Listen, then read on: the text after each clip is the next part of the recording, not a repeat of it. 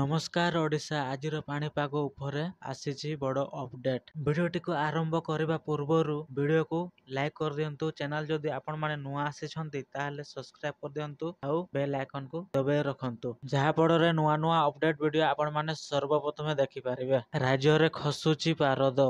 2 ଦିନ ପରେ ବଢ଼ିବ ଶୀତର ପ୍ରକୋପ। ରାଜ୍ୟରେ ଶୀତ ବୃଦ୍ଧି ପାଇବା ସହ ପାରଦ ଖସିବାରେ ଲାଗିଛି। ଆଞ୍ଚଳିକ ପାଣିପାଗ ସ୍ଥିତି ଅନୁଯାୟୀ ଆଗାମୀ 2 ଦିନ ମଧ୍ୟରେ ଶୀତର ପ୍ରକୋପ ଆହୁରି ବଢ଼ିବ। ଆପଣ ଯଦି ଏବେ ପର୍ଯ୍ୟନ୍ତ ଭିଡ଼ିଓକୁ ଲାଇକ୍ କରିନାହାନ୍ତି ତାହେଲେ ଭିଡ଼ିଓକୁ ଲାଇକ୍ କରିଦିଅନ୍ତୁ।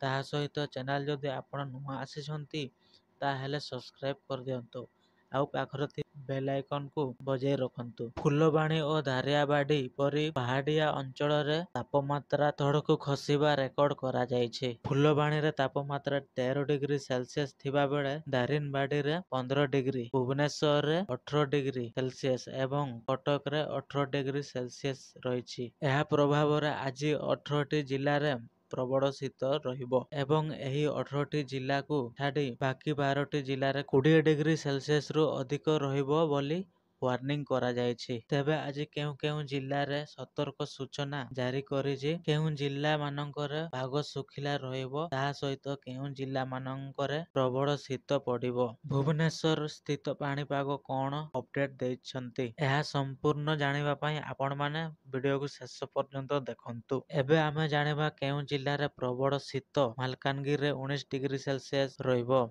କୋରାପୁଟରେ 15 ଡିଗ୍ରୀ ସେଲସିୟସ୍ ରହିବ, କଳାହାଣ୍ଡିରେ 18 ଡିଗ୍ରୀ ସେଲସିୟସ୍ ରହିବ, କନ୍ଧମାଳରେ 12 ଡିଗ୍ରୀ ସେଲସିୟସ୍ ରହିବ, ବଲାଙ୍ଗୀରରେ 19 ଡିଗ୍ରୀ ସେଲସିୟସ୍ ରହିବ, ସୋନପୁରରେ 19 ଡିଗ୍ରୀ, ସମ୍ବଲପୁରରେ 17 ଡିଗ୍ରୀ, ଝାରସୁଗୁଡ଼ାରେ 15 ଡିଗ୍ରୀ, ସୁନ୍ଦରଗଡ଼ରେ 15 ଡିଗ୍ରୀ, ଅନୁଗୁଳରେ 17 ଡିଗ୍ରୀ, କେନ୍ଦୁଝରରେ 14 ଡିଗ୍ରୀ, ମୟୂରଭଞ୍ଜରେ 18 ଡିଗ୍ରୀ, ବାଲେଶ୍ୱରରେ 18 ଡିଗ୍ରୀ, ଭଦ୍ରକରେ 18 ଡିଗ୍ରୀ, ଢେଙ୍କାନାଳରେ 17 ଡିଗ୍ରୀ, କେନ୍ଦ୍ରାପଡ଼ାରେ 18 ଡିଗ୍ରୀ, କଟକରେ 18 ଡିଗ୍ରୀ ଏବଂ ଖୋର୍ଦ୍ଧାରେ 17 ଡିଗ୍ରୀ ସେଲସିୟସ୍ ରହିବ। ଦର୍ଶକ ବନ୍ଧୁ, ଆଜି ପାଇଁ ଖବର ଏତିକି। ଭିଡ଼ିଓକୁ ଭଲ ଲାଗିଥିଲେ ଲାଇକ୍ କରିଦିଅନ୍ତୁ। ଚ୍ୟାନେଲ ଯଦି ନୂଆ ଆସିଥିଲେ ସବସ୍କ୍ରାଇବ୍ କରିଦିଅନ୍ତୁ ଆଉ ବେଲ୍ ଆଇକନକୁ ପ୍ରେସ୍ କରନ୍ତୁ। ଏମିତି ନୂଆ ନୂଆ ଅପଡେଟ୍ ଭିଡ଼ିଓ ଆପଣମାନଙ୍କୁ ସର୍ବପ୍ରଥମେ ମିଳିବ।